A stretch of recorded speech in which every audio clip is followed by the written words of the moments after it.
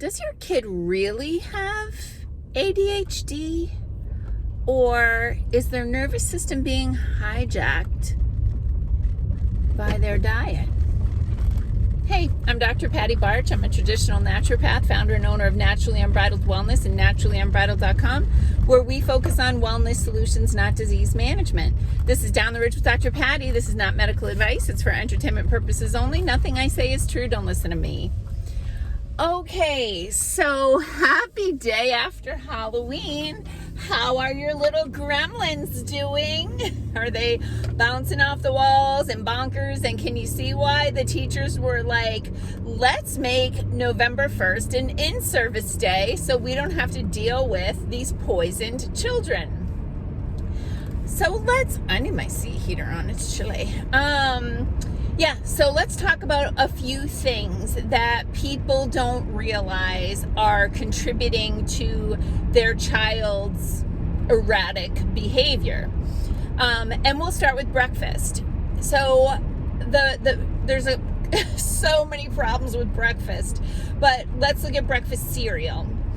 The breakfast cereal is super ultra processed carbohydrates, right? Grains that have been pounded into oblivion, fortified with non-bioactive forms of crappy vitamins that cause a lot of metabolic issues. Then dyed with artificial food dyes and flavored with artificial flavors. And a lot of food dyes act as neurotransmitters in the body. They're neurotoxins. They excite the nervous system, and they get these kids feeling like like super fight or flight, right? So think about fight or flight again, behavior as self-preservation. When a person or an animal is in fight or flight, their pupils get huge so that they can see more. Their breathing gets shallow, and they just have this heightened level of awareness so that they can be on the lookout for danger, for predators. So we're giving the kids these excitatory chemicals in their breakfast cereal and then sending them off to school with a nervous system that's like totally jacked. Hang on, I'm trying to figure out how to defrost my windshield. That might do it. Throw in combination of the blood sugar issue, which I talk about a lot, right? They're going to get a massive spike in blood glucose from all the high fructose corn syrup and ultra pulverized grains that are simple carbohydrates. And let me get all right, here we go. Now we can see. They're getting that massive amount of blood sugar followed by the crash, okay? And as you recall, the crash leads to a fight or flight response. The brain throws the body into fight or flight after a blood sugar crash, so that the adrenaline that gets mobilized due to the fight or flight response causes stored energy in the form of glycogen in the liver to be mobilized so that the brain can eat. So now what's happening? So we start with, like, the poor kids have their natural cortisol spike when they get up in the morning, great. And then we give them chemicals in their breakfast that stimulate the nervous system, like make their nervous system crazy, fight or flight. Then they have a little while to process the sugar that's in that breakfast, and then they get the blood sugar crash and the adrenaline surge, and now they have adrenaline and excitatory neurotransmitters in their nervous system, and you expect them to sit in a chair and do math or spelling or color within the lines, right?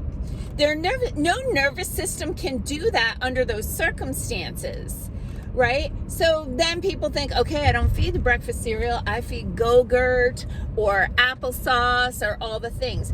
The Go-Gurts know better, in that it has the artificial colors and the artificial flavors and the high fructose corn syrup. The only thing it doesn't have is the grains. So we need to start giving kids healthy breakfasts, which look like meals, not like kibble, which, by the way, the kibble is a whole other thing, but that's for another video. If you're, hopefully your kid can eat eggs, but if not, a little bit of chicken or quinoa with, you can make a quinoa salad with, quinoa is great because it can be warm or cold. So you can sort of make it like an oatmeal, and you can put some frozen berries in there, or some chopped nuts, a small drizzle of something natural like honey or maple syrup, right? And give them protein and complex carbohydrates that are metabolized a lot more slowly. If we add some fat to that, like a little pat of butter, a spoonful of coconut oil, if it's something more savory for breakfast, you could use olive oil. You're giving them fat calories, which are also more concentrated calories that are metabolized over a longer period of time, so they're going to have more sustained energy level. So those are some of the things. A good friend of mine who is really the smartest nutritionist that I know, her name is Tap Frankie, and she has Stand Wellness. You should follow her, especially on Instagram. She has a lot of really good stuff. So it's Stand Wellness, one big word. And she did a really great video about how Skittles are the worst candy because of all the ingredients that have in there. So go over to Instagram and look up Stand Wellness and look for the Skittles video.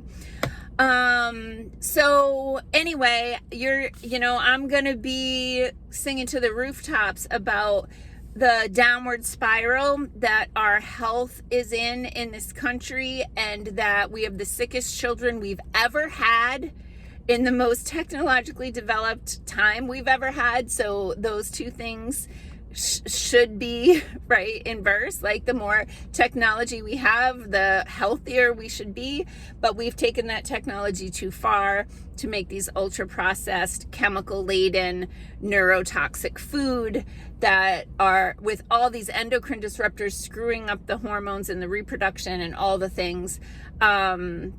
We've got to pull out of this nosedive as soon as possible, yesterday, before yesterday, before it's too late, because we're killing our children and we're crippling our country due to the level of sickness that these children have. And so it starts at home, and that even starts in the grocery store. So learn how to cook food. Make cooking whole, natural food a priority, and nourish your children. Don't just feed them. Peace out, peeps. Have a healthy day and healthy weekend. Happy freaking November, 32 degrees. I'm going to hibernate, and I'll see you in May. Bye.